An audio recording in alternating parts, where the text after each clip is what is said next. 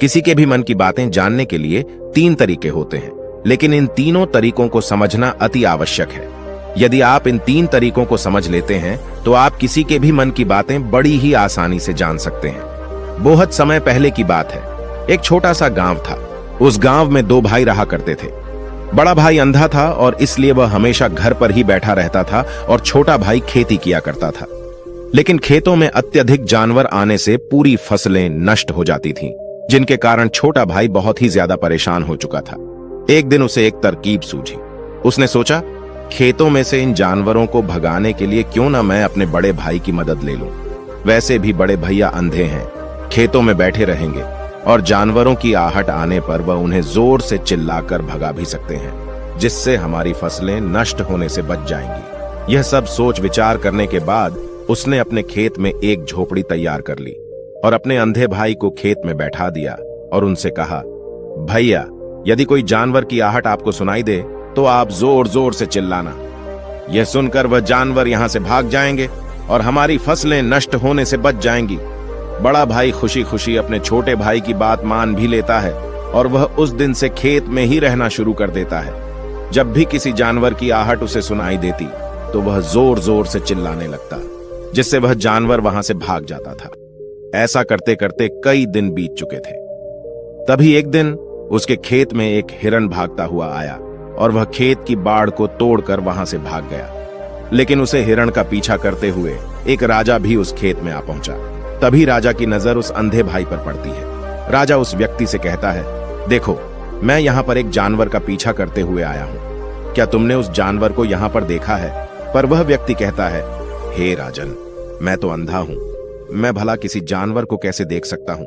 लेकिन मैं आपको इतना जरूर बता सकता हूँ कि जो जानवर मेरे खेतों से भाग कर गया है वह आपके लायक नहीं है। आप उसके पीछे अपना समय बर्बाद न करें। राजा संदेह व्यक्त की बात सुनकर बड़ा ही अचरज में पड़ जाता है। वह सोचने लग जाता है कि यह तो अंधा है, फिर इसे कैसे पता चल गया कि जिस हिरण की तलाश कर रहा हूं वह मेरे लायक नहीं है। तभी राजा उस अंधे व्यक्ति से कहता है, कहीं तुम मुझसे झूठ तो नहीं बोल रहे हो कि तुम अंधे हो और तुम्हें कैसे पता कि जो जानवर यहां से भागा है वह मेरे लायक ही नहीं है? इस पर वह अंधा व्यक्ति कहता है कि यह राजन, जिसे आप एक हिरन समझ रहे हैं, असल में वह एक हिरन नहीं है बल्कि एक मादा हिरन है और वह गर्भवती भी है। और जहां तक मुझे ध्यात है, मैंने कभी किसी राजा को किसी गर्भवती हिरण का शिकार करते हुए नहीं सुना है और इसी कारण से मैं आपसे यह कह रहा हूं कि यह हिरण आपके लायक नहीं है। आप उसके पीछे अपना समय व्यर्थ न करें। यह सुनकर राजा और भी अचरज में पड़ गया कि अंधा आदमी कैसे जान सकता है कि वह हिरण गर्भवती है। राजा कुछ देर सोच विचार करने के बाद अपने सेनापति से कहता है, सेनापति जी, मुझे वह जानवर जिंदा चाहिए, क्योंकि मुझे यह पता करना है कि क्या वह गर्भवती है या नहीं, क्योंकि यह अंधा आदमी बहुत विश्वास के साथ कह रहा है और मुझे इस बात की पुष्टि है। यदि वह हिरनी हुई और गर्भवती भी हुई तो वह हमारे शिकार के लायक नहीं है, क्योंकि हम तो एक हिरण का पीछा कर रहे थे। इसलिए जाओ और पता करो, क्या वह हिरनी है? सेनापति राजा से आज्ञा लेकर आगे की ओर चला गया और कुछ देर बाद जब वह वापस लौटा तो वह राजा से कहता है, हे राजन, इस अंधे आदमी ने आपसे जो भी बातें कही थी वह बिल्कुल सही थी। वह एक हिरनी ही है और वह गर्भवती भी है। यह सुनकर राजा आश्चर्यचकित हो गया। वह सोचने लगा कि एक अंधा आदमी जो कभी देख नहीं सकता, वह यह कैसे जान सकता है? आखिर इसे कैसे पता चल गया? ऐसे कई सारे प्रश्न राजा के मन में उमड़ने लगे। अब राजा ने ठान लिया था कि मुझे इस बात की तह तक पहुंचना है कि आखिर यह अंदाज में कैसे जानता है कि वह जानवर गर्भवती है। यह सोचकर राजा उस अंधे आदमी के पास जाता है और उस अंधे आदमी से कहता है, देखो, मैं यह तो नहीं जानता कि तुम सचमुच में अंधे हो या नहीं, लेकिन मैं तुमसे एक बात जानने आया हूं। क्या तुम मेरे प्रश्न का सही सही जवाब दोगे? इस पर वह अंधा व्यक्ति कहता है, हे राजन, आप जो कुछ भी पूछना चाहते हैं आप पूछ सकते हैं, मैं आपको बिल्कुल सच सच जवाब दूंगा। इस पर राजा कहता है, देखो, एक तो तुम कहते हो कि तुम अंधे हो और दूसरी तरफ तुमने यह बता दिया कि जिस जानवर का पीछा कर रहा हूं वह एक हिरनी है और वह गर्भवती भी है। तुम्हें कैसे पता चल गया? तुम्हारे खेत में तो और भी जानवर आते होंगे और भी तो जानवर यहां से गुजरते होंगे, फिर तुमने यह कैसे अंदाजा लगाया? तभी वह अंधा व्यक्ति राजा से कहता है, हे राजन, आप जिसका पीछा कर रहे थे वह जब मेरे खेत में आई तो उसकी रफ्तार और उसके भागने की आहट से मुझे यह एहसास हो चुका था कि वह एक हिरणी है और मेरे खेत की जो बाड़ है, जो जानवरों को रोकने के लिए खेत के चारों तरफ बनी है, वह बहुत छोटी है। उसकी ऊंचाई ज्यादा नहीं है, लेकिन वह जानवर इस बात को तोड़कर भागे, और यदि वह इस बात को छलांग लगाकर पार करने का प्रयास करती तो इससे उसके बच्चे को खतरा हो जाता, और इसी बात से मैंने यह पता लगा लिया कि वह गर्भवती है। इस पर राजा के मन में एक और प्रश्न उठा। राजा ने कहा कि तुम्हें कैसे पता चल गया कि वह एक हिरणी ही है, और भी 2 जानवर यहां से आते जाते होंगे। इस पर वह अंधा व्यक्ति कहता है, राजन, मैं पूरा दिन सुबह शाम यहीं पर बैठा रहता हूं और मेरे सुनने की शक्ति बहुत तेज है। मैं भांप सकता हूं कि कौन सा जानवर मेरे खेत में आया है, और उसी के आधार पर मैं जोर जोर से चिल्लाता हूं ताकि वह मेरे खेत से भाग जाए और मेरे खेत की फसलें नष्ट होने से बच जाएं। राजा उस अंधे आदमी का यह जवाब सुनकर पूरी तरह से संतुष्ट हो चुका था। वह मन ही मन सोच रहा था कि आदमी भले ही अंधा है, लेकिन यह तो बड़ा ज्ञानी मालूम पड़ता है। इस आदमी से कुछ न कुछ तो काम निकलवाना ही चाहिए। यह विचार लिए राजा वहां से वापस अपने महल की ओर लौट जाता है। कुछ दिनों के बाद राजा अपने सेनापति को आदेश देता है कि जाओ और उस अंधे व्यक्ति को महल लेकर आओ। सेनापति अपने राजा की आज्ञा का पालन करता है। वह तुरंत ही उस अंधे आदमी के पास पहुंचता है और उस अंधे आदमी को राजमहल चलने के लिए कहता है। अंधा व्यक्ति बड़ा ही चालाक था। वह समझ चुका था कि राजा जरूर मुझे कुछ न कुछ काम सौंपने वाले हैं और वह काम मुझे मुसीबत में डाल सकता है, लेकिन फिर भी वह सेनापति की बात मान ली और सेनापति के साथ राजमहल पहुंच गया। राजमहल पहुंचते ही राजा उस अंधे व्यक्ति से कहता है, आप तो बड़े ज्ञानी हैं, आपको किसी भी बात का पता बड़ी आसानी से चल जाता है। आज मैंने आपको यहां इसलिए बुलाया है क्योंकि मैं आपसे यह जानना चाहता हूं कि मेरी पत्नी पतिव्रता है या नहीं। इस पर वह अंधा व्यक्ति कहता है, हे राजन, यह कैसा प्रश्न हुआ। इस पर राजा कहता है, मैंने बिल्कुल उचित प्रश्न किया है, मुझे इस प्रश्न का उत्तर दीजिए। इस पर वह अंधा व्यक्ति कहता है, हे राजन, ये सारी बातें जाने दीजिए। आपकी शादी को इतने साल बीत चुके हैं और अब आप यह बात क्यों जानना चाहते हैं? आपके मन में ऐसे प्रश्न क्यों उठ रहे हैं? इस पर राजा जिद करते हुए कहता है, आपको मुझे इस प्रश्न का उत्तर जरूर देना होगा। यदि आप मुझे इस प्रश्न का उत्तर नहीं देंगे तो मैं आपको मृत्यु दंड दे दूंगा। राजा के मुंह से यह बात सुनकर वह अंधा व्यक्ति कहता है राजन, यदि आप इस प्रश्न का उत्तर जानना चाहते हैं तो इसके लिए आपको मेरा एक काम करना होगा। राजा कहता है, बोलो मुझे क्या काम करना होगा? इस पर वह कहता है, इसके लिए आपको अपनी पत्नी को मेरे साथ कमरे में अकेले छोड़ना होगा। उस अंधे व्यक्ति की यह बात सुनकर राजा पहले तो क्रोधित हो जाता है, लेकिन फिर कुछ सोच विचार करने के बाद वह उस अंधे व्यक्ति की बात मान लेता है और अपने सेनापति को आदेश देता है, सेनापति जी, इस व्यक्ति को और मेरी पत्नी को एक कमरे में कुछ देर के लिए अकेला छोड़ दें। सेनापति बिल्कुल वैसा ही करता है। अब राजा की पत्नी और वह आदमी एक कमरे में बंद हो चुके थे। तभी आदमी राजा की पत्नी से कहता है, रानी, मैं आपको छूना चाहता हूं। इस बात पर रानी अत्यधिक क्रोधित हो जाती है और उस अंधे व्यक्ति को पकड़ पकड़कर पीटने लगती है, कभी हाथों से तो कभी लातों से तो कभी पटक पटक कर। इस तरह उसने अंधे आदमी की बहुत पिटाई की। उसके बाद किसी तरह से वह अंधा आदमी अपनी जान बचाकर वहां से भाग निकलता है और राजा के पास पहुंचता है और राजा से कहता है, हे राजन, आपकी पत्नी पतिव्रता नहीं है। यह बात सुनकर राजा अत्यधिक क्रोधित हो उठता है और राजा अपनी तलवार म्यान से निकालकर सीधा अपनी पत्नी की ओर जाता है। क्रोधित होकर वह अपनी रानी से कहता है, रानी जी, आज मैं जो भी सवाल आपसे करने वाला हूं उसका मुझे सच सच जवाब दीजिएगा, और यदि आपने एक शब्द भी छोटा कहा तो मैं आपका सर अभी आपके धड़ से अलग कर दूंगा। आगे राजा कहता है, मुझे बताइए, आप पतिव्रता हैं या नहीं? इस बार रानी कहती है, हे राजन, आप भले मुझे जान से मरवा दें, लेकिन आज मैं सच बोलूंगी, मैं पतिव्रता नहीं हूं। राजा ये बात सुनकर बहुत ही दुखी और निराश हो जाता है। उस अंधे आदमी ने जो भी कहा था वह बिल्कुल सच कहा था। यह बात सुनकर तुरंत ही राजा उस अंधे आदमी के पास पहुंचता है और आकर उस अंधे आदमी से कहता है, तुम्हें कैसे पता चला कि मेरी पत्नी पतिव्रता नहीं है? अंधा आदमी कहता है, हे राजन, बड़ी सीधी सी बात है, मैंने तो आपकी पत्नी से बस इतना ही कहा था कि मुझे आपको छूना है। और इस बात पर वह इतना क्रोधित उठी कि उन्होंने गुस्से में आकर मुझे लात घूंसों से पीटना शुरू कर, और भला कोई औरत किसी और मर्द को कैसे छू सकती है? लेकिन उन्होंने न आव देखा न ताव, बस लात घूंसों से मुझ पर बरसना शुरू कर दी। और एक पतिव्रता नारी कभी भी पराये मर्द को नहीं छूती। जब मैंने उनसे छूने के लिए कहा था तो वह उस वक्त मुझे मना कर सकती थी, लेकिन उन्होंने तो मुझे पीटना शुरू कर दिया और देखते ही देखते उन्होंने मेरे पूरे शरीर को छू लिया। अब आप ही बताइए, ऐसी स्त्री भला पतिव्रता कैसे हो सकती है? इस बात पर राजा कहता है, तुम तो बड़े ज्ञानी मालूम पड़ते हो, तुम्हारी बात बिल्कुल सही है। चलो तुम मेरे एक और प्रश्न का जवाब दो। तुमने मुझे इस प्रश्न का सही जवाब दे दिया तो मैं तुम्हें यहां से जाने दूंगा। राजा उस अंधे आदमी से कहता है कि तुम मुझे बताओ, क्या मैं सच में अपने पिताजी का ही बेटा हूं या फिर किसी और का? इस पर अंधा आदमी कहता है, हे राजन, इस बात से आपको क्या लेना देना? आप किसी की भी औलाद हो, आखिर आप इस राज्य के राजा ही, इसलिए इस प्रश्न को जाने दीजिए। राजा कहता है, नहीं नहीं, मुझे इस प्रश्न का सही जवाब चाहिए, अन्यथा यह प्रश्न मुझे बहुत परेशान करता रहेगा, इसलिए मैं इसका सही सही जवाब आपसे जानना चाहता हूं। यदि तुम इसका सही सही जवाब दे देते हो तो तुम यहां से जा सकते हो। इस पर वह आदमी कहता है, इसके लिए तो मुझे आपकी मां के पास भी जाने की आवश्यकता नहीं है। मैं आपको अभी भी यह बता सकता हूं कि आप किसकी औलाद हैं, लेकिन उससे पहले मैं चाहता हूं कि आप मुझसे वादा करें कि आप मुझ पर क्रोध नहीं करेंगे। राजा ने कहा, मैं तुमसे वादा करता हूं, मैं तुम पर क्रोध नहीं करूंगा।